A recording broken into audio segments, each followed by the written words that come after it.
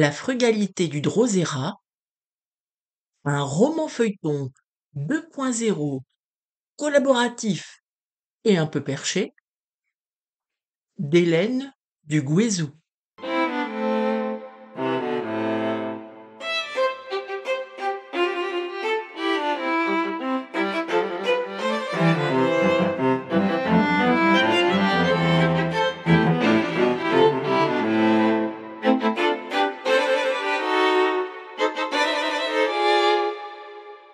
Épisode 20. Content d'avoir rendu service, cordialement, Bertrand. La main sur la clé insérée dans le néman du camping-car, le capitaine Kevin Pichon balait mentalement cette éprouvante journée de samedi, d'une glorieuse résolution d'énigmes à la vaine surveillance au cœur d'une fête étrange, au cours de laquelle il a quand même contribué à retrouver Mathilde, cette autrice du crapaud qui le met un peu mal à l'aise. Il considère avec magnanimité que le bilan est donc très satisfaisant et qu'il a presque brillé. Il peut donc rentrer l'âme en paix pour s'accorder le repos du guerrier. Demain sera un autre jour, avec son lot d'énigmes, d'opposants et d'adjuvants comme d'éclairs de génie. Sa félicité vole pourtant en éclats lorsqu'il prend connaissance du message vocal de l'ancien agent spécial du FBI, au beau milieu de multiples tentatives de le joindre. Il tente de rappeler Bertrand, en vain. Passe quelques coups de fils impérieux, plante là les 2 gendarmes qu'il laisse faire du stop pour rentrer à Huelgoat, et file sur Brest, épuisé, estomaqué, et le front barré de plis soucieux.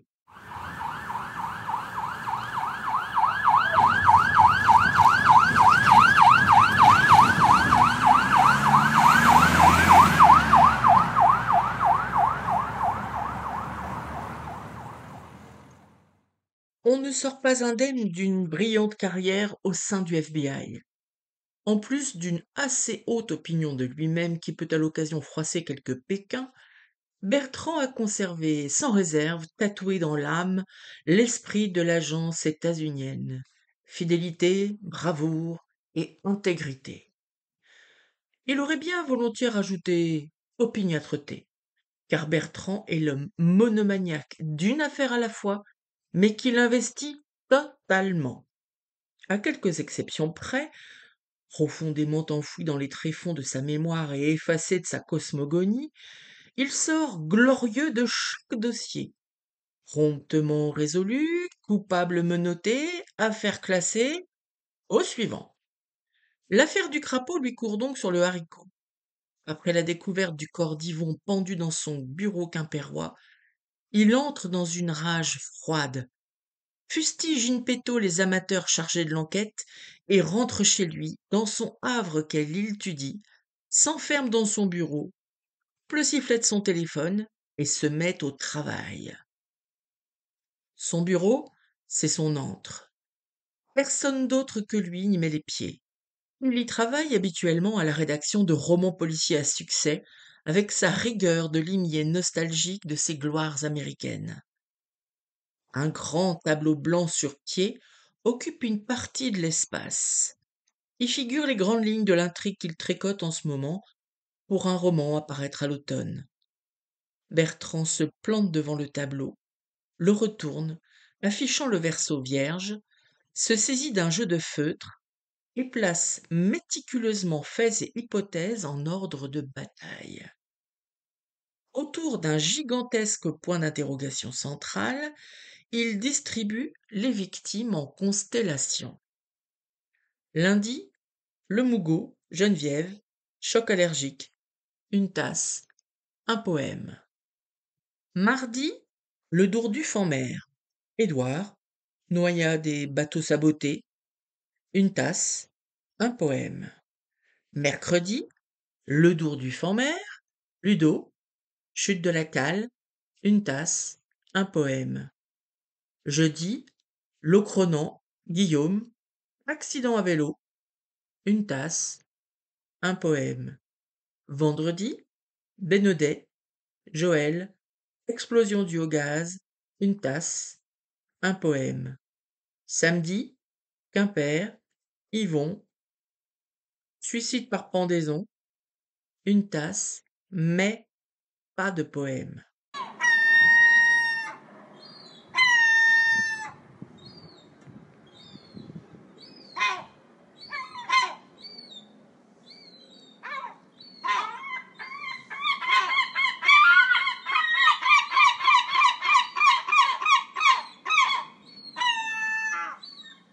À qui profitent ces crimes? C'est la question qui agite véritablement Bertrand, car il le sent, tout est là. Il balaie avec mépris les hypothèses avancées par les enquêteurs qu'il a pu consulter. Lecteurs, auteurs extérieurs, éditeurs, aucune de ces hypothèses ne tient la route face au pourquoi qui résonne. Car les conséquences sont concrètes, sonnantes et trébuchantes. Un puissant coup de projecteur sur le collectif et sur les auteurs et leur production. Il le sait, les ventes des auteurs du Crapaud, plutôt confidentielles jusque-là, s'envolent de façon stratosphérique. Dans une marge, il inscrit les noms des survivants de cet agaçant carnage. Étienne, Bertrand, Jean-Eudes, Margot, Lélig et Mathilde. Comme une grosse mouche bleue, vrombissant bêtement derrière la vitre, une idée bourdonne.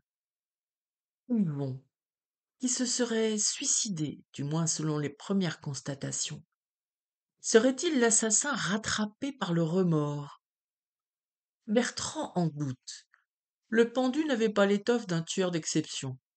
Un garçon gentil, mais pas la chips la plus croustillante du paquet, se dit peu charitablement Bertrand, donnant raison à un obscur roi de Macédoine froissé dans ses amitiés. Mon Dieu, gardez-moi de mes amis, quant à mes ennemis, je m'en charge. Donc, Yvon ne peut être le cerveau de cet imbroglio sanglant. Mais par contre...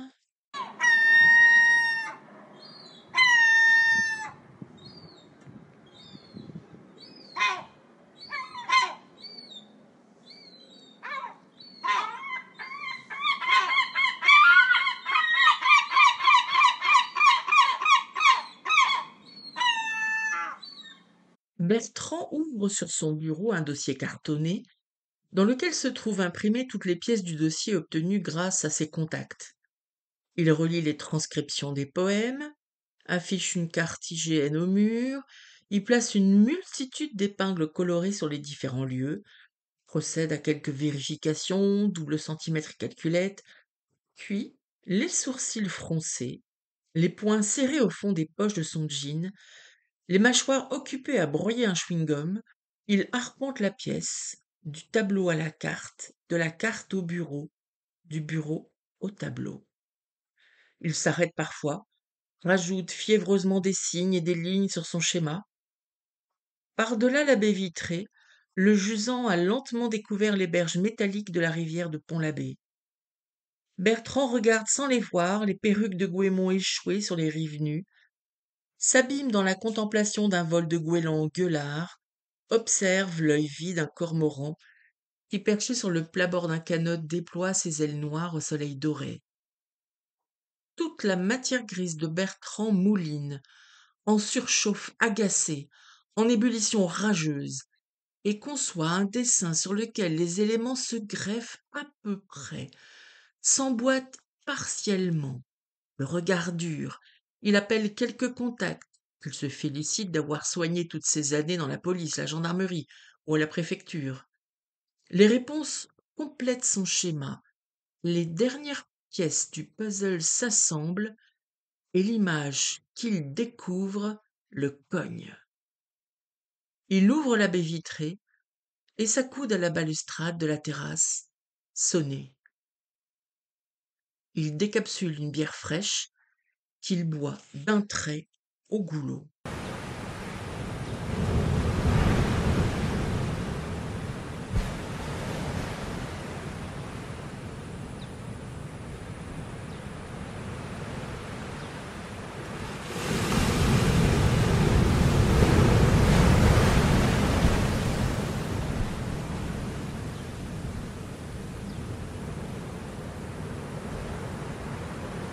La marée montante part à l'assaut de la rivière. Avec la chaleur, la puissante odeur d'iode, de vase et d'algues sature l'air chaud. Des orages sont annoncés cette nuit, l'alerte son maternel assureur. Vérifiez les amarres de votre embarcation, rentrez votre mobilier de jardin, fermez vos volets et garez vos véhicules dans votre garage. Bertrand a tourné son schéma dans tous les sens, l'a secoué pour en vérifier la solidité, a tenté d'ébranler ses fondements. Rien n'y fait. La conclusion reste inchangée. Celui qui fut son ami et qui s'est suicidé silencieusement n'a pas pu agir seul, ni concevoir cette épouvantable opération. Et l'identité du cerveau de cette hécatombe le glace en dépit de la touffeur qui l'écrase avant l'orage. Mais il est bientôt l'heure de partir sur Brest. Il est convenu de longue date qu'il passe la nuit chez Étienne dans la perspective du salon du lendemain, à Plougonvelin. L'idée étant de réduire d'autant le trajet le dimanche matin. Ça ne pouvait pas mieux tomber, se félicite Bertrand en préparant son sac. Il sort de son coffre-fort son fidèle Glock 26, s'installe à son bureau et pose l'arme froide, témoin silencieux de tant d'années de service. Avec la lenteur amoureuse d'un horloger, Bertrand commence par caresser puis démonter l'arme. Il pose soigneusement chaque pièce sur le foulard de soie étalé devant lui, prend une brosse et un solvant, nettoyant chaque recoin avec une attention presque rituelle. Même à la retraite, certaines habitudes ne disparaissent jamais.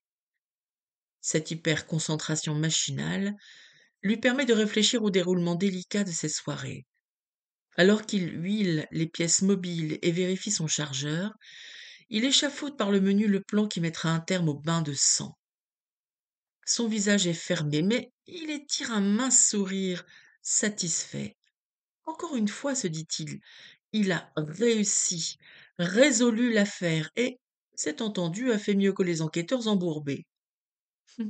Le talent, voilà. Une fois le nettoyage terminé, il remonte l'arme avec la même précision, la glisse dans le holster qu'il vient de boucler sur son marcel blanc, enfile sa chemise, glisse du rechange dans son sac et tente en vain de joindre Kevin Pichon. Avant de quitter sa villa, il envoie aux gendarmes la version synthétique de son hypothèse, qu'il double d'une photo de son implacable schéma au tableau, verrouille son portail et démarre son SUV. Enfin de l'action. Ce n'est pas pour lui déplaire.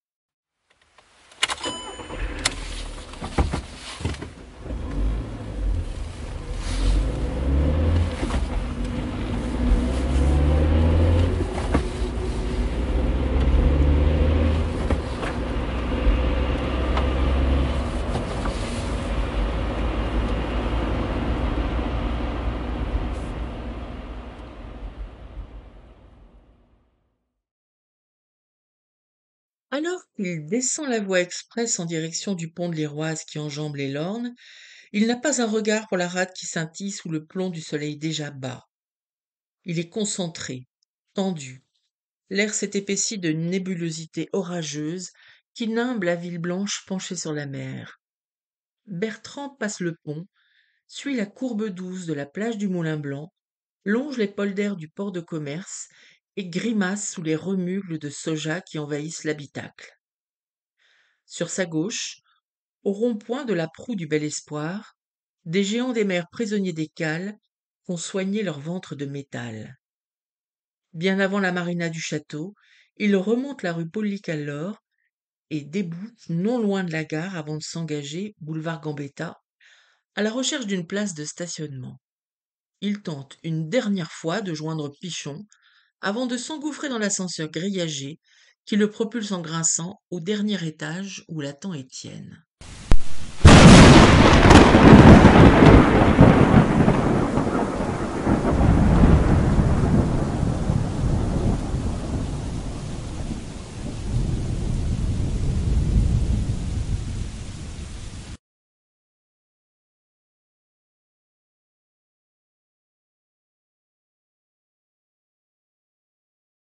La commande de sushis est arrivée. Ils n'ont pas dit grand-chose en l'attendant, ils s'observent, en chien de faïence. Étienne a sorti une bouteille de Southern Comfort Un cocktail à base de bourbon dont il sait Bertrand grand amateur. Ça lui rappelait une fameuse enquête brillamment résolue à la Nouvelle-Orléans il y a quelques années. Sur la table basse, en plexiglas au design élégant, Étienne sert deux larges verres à fond épais. Portés par le whisky et la chaleur orageuse, les fragrances de vanille, de citron, de cannelle, de girofle et d'orange s'épanouissent dans l'atmosphère électrique. Étienne pousse un des verres vers son hôte ainsi qu'un grand bol de glaçons. Qu'est-ce qui se passe? Tout va bien? Avance prudemment Étienne devant la mine tendue de son hôte. Tu me demandes si tout va bien? Avec ce qui s'est passé ce matin chez Yvon? Bertrand remplit son verre de glaçons, puis dévisage Étienne durement. Allons, l'enquête ne fait que commencer, avance prudemment Étienne. Mais c'est vrai qu'un suicide, après ce qu'on a traversé cette semaine, ça fait sens. La peur d'être le prochain, les sollicitations médiatiques, la peine d'avoir perdu des amis, bref, ce pauvre vieux n'a pas supporté toute la pression. Tu n'es pas d'accord avec moi? Par les larges fenêtres grandes ouvertes sur la basse ville, le port et la rade, bruisse la nuit brestoise. Rires, cris, klaxons. Les roulements lointains du tonnerre racontent l'orage en approche. Peut-être, reprend Bertrand, reposant son verre vide, mais pourquoi ne m'a-t-il pas appelé? Pourquoi n'a-t-il pas parlé? Que cachait-il? Il vaudrait peut-être mieux annuler le salon de demain, personne ne nous en voudra. On en a déjà parlé, s'agace Étienne. Si on annule, c'est le tueur qui a gagné. Il faut maintenir ce salon à tout prix, pour lui prouver qu'on n'a pas peur. Tu y tiens vraiment à ce salon?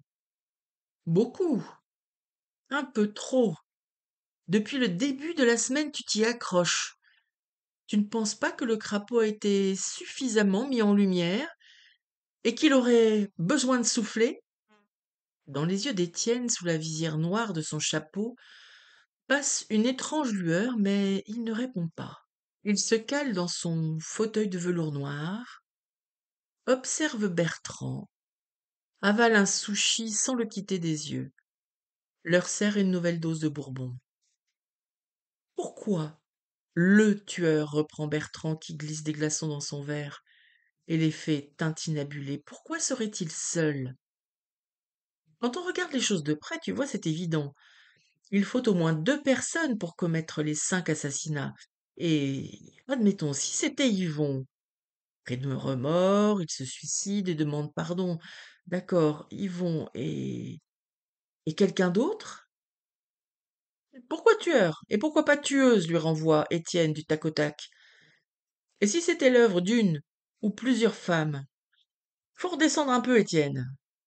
Tu es peut-être journaliste et psy, mais là, c'est évident, c'est pas la signature d'une bonne femme. Pour Geneviève, à la limite, je te l'accorde. L'empoisonnement, c'est féminin. Mais le sabotage du bateau d'Édouard, les accidents de Ludo et de Guillaume, la fuite de gaz chez Joël. Sérieusement? Une femme ou deux? Ah, les compétences. Par contre,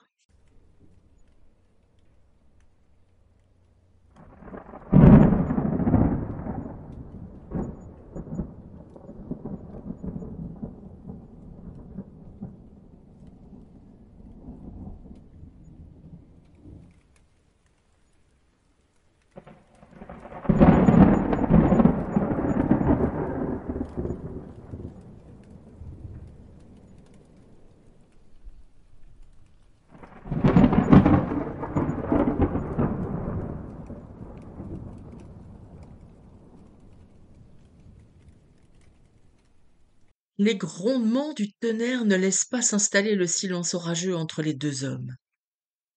Bertrand écluse son verre et le pose sur la table basse sans quitter Étienne des yeux, qui déglutit nerveusement. Faut pas s'emballer, Bertrand, détends-toi, d'ailleurs. Pourquoi imaginer qu'il s'agit des membres du crapaud? Ça pourrait être n'importe qui.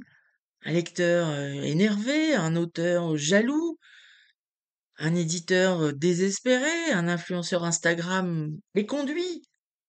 Dis pas n'importe quoi. Ça tient pas la route 2 minutes, tu le sais bien. Quels seraient les mobiles? Voyons. Réfléchis. À qui profite la situation? Fais un effort. Le regard d'Étienne vacille. Il fixe le renflement sous la chemise de Bertrand.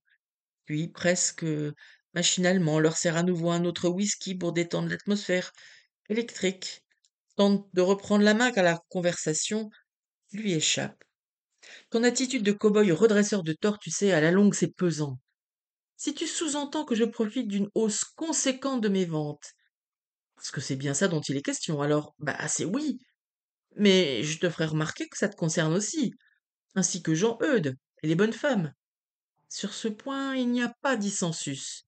C'est malheureux, mais nous sommes tous gagnants. La tension est palpable. Bertrand tend la main vers le bol dans lequel les glaçons ont perdu de leur superbe. Tu sais très bien que les enjeux ne sont pas les mêmes. Moi, Jean-Eudes et les nanas, on écrit, et c'est tout. Quoi, c'est une industrie que t'as l'air de mettre en place avec ton IA. Investis pas mal de pognon, hein. Toute cette affaire, c'est un tremplin, tu sais que tu sautes dans le vide et qu'il faut que tu te rates. Étienne s'empourpre. De l'index soulève le bord de son chapeau, découvrant un regard plein de colère. Et de là à assassiner les camarades, comment oses-tu? Bertrand se passe la main devant les yeux, secoue la tête comme pour chasser un malaise.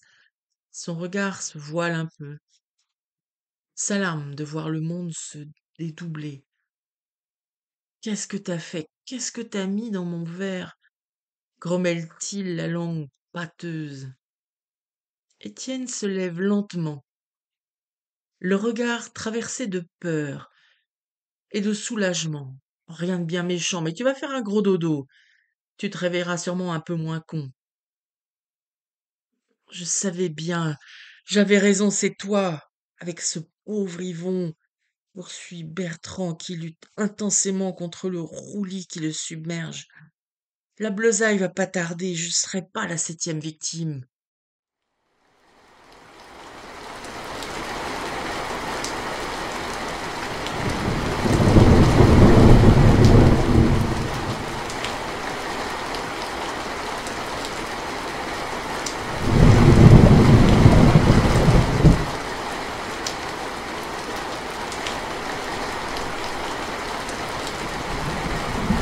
Tout va lentement ou très vite. Tout dépend du point de vue. Bertrand glisse maladroitement la main droite dans le holster sous sa chemise et dégaine au prix d'un effort immense son Glock chargé qui pèse pas loin d'1 kilo. Entre confusion et détachement, ses pensées deviennent floues, noyées dans une brume épaisse. Le temps se distend, chaque instant se déforme. Les sons s'étouffent, la lumière se tamise, le monde perd sa substance. Bertrand se raccroche au Glock. Étienne s'est tendu, les yeux fous, face à Bertrand qui se lève et tangue. Ses paupières alourdies, la lutte pour rester conscient semble de plus en plus vaine. Une chaleur moite le parcourt, ajoutant à la confusion des sens. Il lutte entre rêve et réalité, euphorie et angoisse. Un dernier sursaut le lève et il vide son chargeur sur Étienne, stupéfait, qui ne parvient pas à éviter toutes les balles et s'effondre dans son fauteuil de velours noir. L'obscurité enveloppe Bertrand et son Glock, il s'effondre sur la table basse que son arcade sourcilière fracasse. Ça sent le sang, la poudre et le pétrichor. Les éclairs pyrotechnisent la rade.